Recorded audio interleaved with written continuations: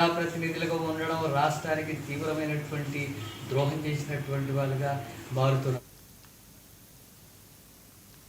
ఆప్ మాజీ మంత్రి సౌరభ్ భరద్వాజ్ ఇంట్లో ఈడీ దాడులు చేయడాన్ని ఆ పార్టీ రాష్ట్ర కన్వీనర్ దిడ్డి సుధాకర్ ఖండించారు.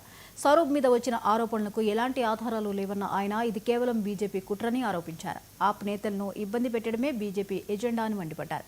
ఎంత బెదిరించినా ఆప్ నేతలు భయపడేది లేదని ఆయన స్పష్టం చేశారు. పిఎంఎల్ఏ యాక్ట్ కింద రకరకాల ఈరోజు ఈడీ ఆయన మీద ఈరోజు సోదాలు జరుపుతా ఉన్నాయి. మీకు అందరికీ తెలుసు, ఆమ్ ఆద్మీ పార్టీ నాయకులందరి మీద కేసులు పెట్టారు. ఇదొక్కటే కాదు, భారతీయ జనతా పార్టీ అధికారంలోకి వచ్చిన తర్వాత గత 11 సంవత్సరాల్లో 5247 కేసులు ఫైల్ చేశారు. 5247 కేసులు పిఎంఎల్ఏ యాక్ట్ కింద రకరకాల పద్ధతుల్లో. దాంట్లో అంటే ఆనాడు మోడీ గారు అన్నారు, నేను అవినీతి పరులు ఎవరిని కూడా ఉండనివ్వను అని. మేము అనుకున్నాం తీసుకెళ్లి జైలు వేస్తారని. అంటే ఆయన చేసింది ఏంటంటే అవినీతి పరులందరినీ కూడా చేర్చుకున్నాడు.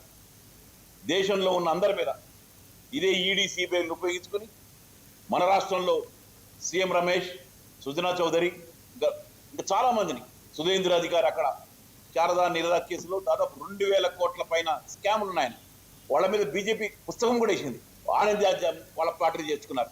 జగన్ భుజ్బల్ అప్పుడు 2000 కోట్ల కేసులు, ఆయన మీద కూడా బీజేపీ కేసు వేసింది అవినీతి పరుడు. ఆయన ఇదే పార్టీ ఉన్నాడు. అట్లా ఎంతో మందిని బీజేపీలో జాయిన్ చేసుకున్నారు.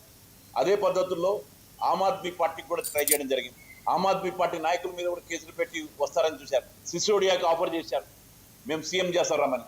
కానీ ఆయన వినలేదు, ఆయన్ని కూడా జైల్లో పెట్టారు. అలాగే